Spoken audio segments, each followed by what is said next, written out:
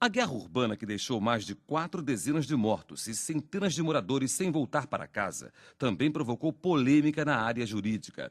O governo vai encaminhar ao Congresso proposta que abranda a pena do pequeno traficante. Bom, primeiro é preciso saber o que o governo, ou quem está fazendo o projeto, define como pequeno traficante. Se é o vendedor que trabalha desarmado, que não tem nenhuma suspeita ou nenhuma acusação de portar armas, então pode ser uma medida bastante interessante, na medida em que afaste esse menino, esse adolescente, do pessoal mais perigoso. A cada demonstração de força dos narcotraficantes, a história se repete. Os policiais fazem operações nas favelas para retomar território e recuperar o armamento pesado.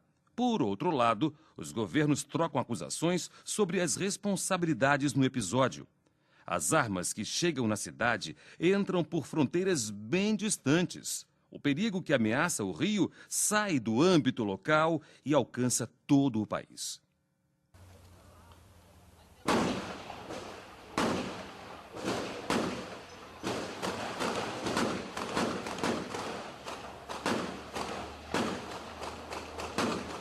No meio do tiroteio, os jornalistas correm perigo na cobertura diária. As empresas, cautelosas, procuram diminuir os riscos.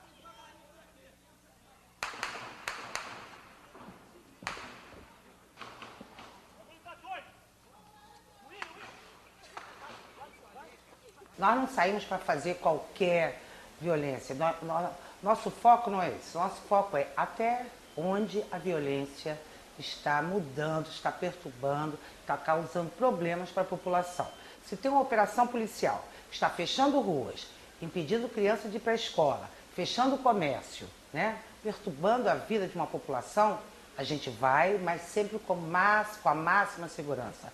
É colete para todos e sempre longe da área de risco, longe do tiroteio, né, porque nós queremos mostrar a notícia, não jamais ser notícia.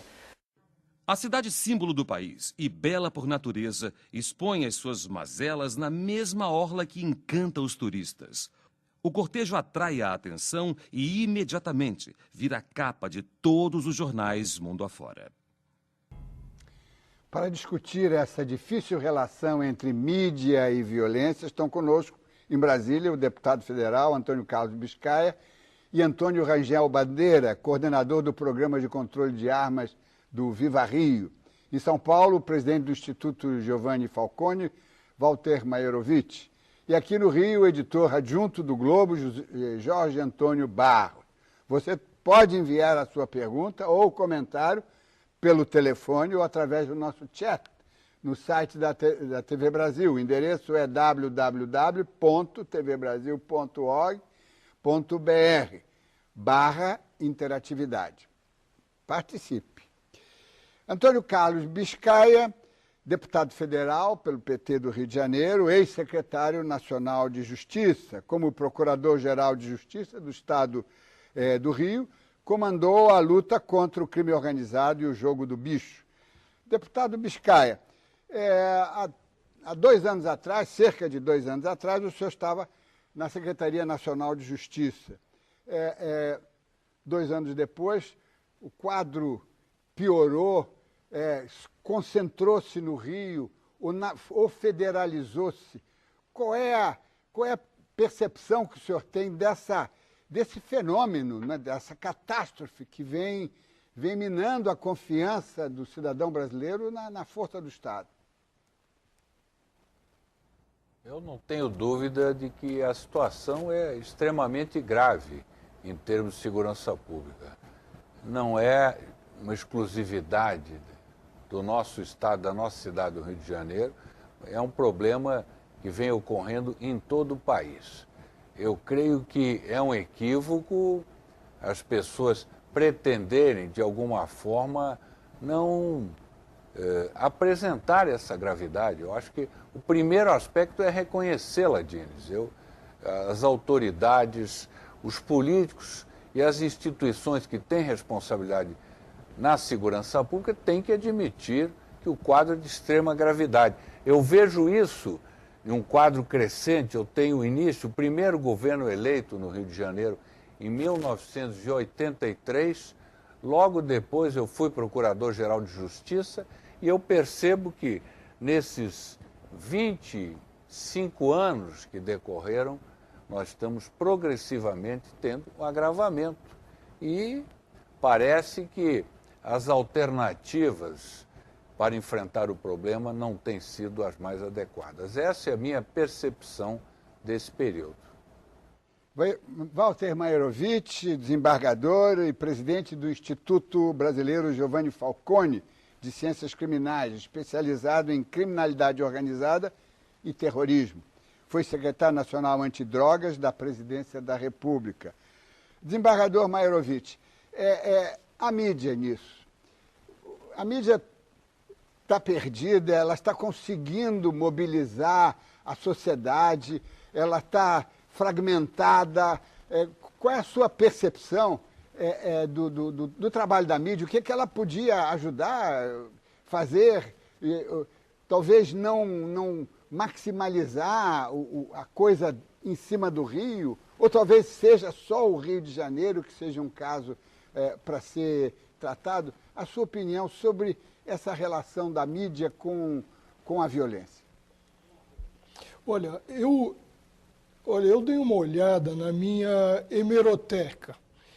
Isso quando eu estava lendo no sábado que ocorreu o fato no Morro dos Macacos, estava lendo o jornal O Globo.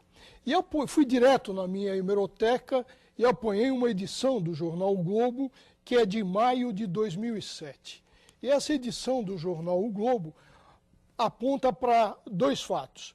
O primeiro fato, empresa de táxi aéreo no Rio de Janeiro, que faz uso de helicóptero, havia mudado as rotas porque os helicópteros estavam sendo atingidos por balas de armas de grosso calibre, sendo que até aquele momento 6 helicópteros já tinham sido atingidos. Segundo a notícia, as autoridades diziam que no Rio de Janeiro não seria mais possível usar helicóptero semi-blindado e que haveria risco, e que o Rio de Janeiro abria uma concorrência para comprar, com verba federal, um helicóptero totalmente blindado. De repente, eu volto ao jornal do sábado, relatando o acontecido no Morro dos Macacos, e vejo, helicóptero semi-blindado foi usado como se houvesse uma missão kamikaze. Segundo ponto, uma grande surpresa que a arma de grosso calibre tinha sido utilizado para a derrubada desse helicóptero. Em resumo, de 2007 para cá, parece que um noticiário, uma notícia de 2007 já não é lembrada mais, e em 2008 se volta como se fosse uma grande novidade. O segundo ponto, no Rio de Janeiro, o que chama mais atenção, e daí talvez o maior espaço na mídia, é o fato que lá nós temos organizações em maior número, facções criminosas, organizações pré-mafiosas em maior número. Ao passo que, por exemplo, em São Paulo nós temos uma organização pré-mafiosa hegemônica que é o PCC.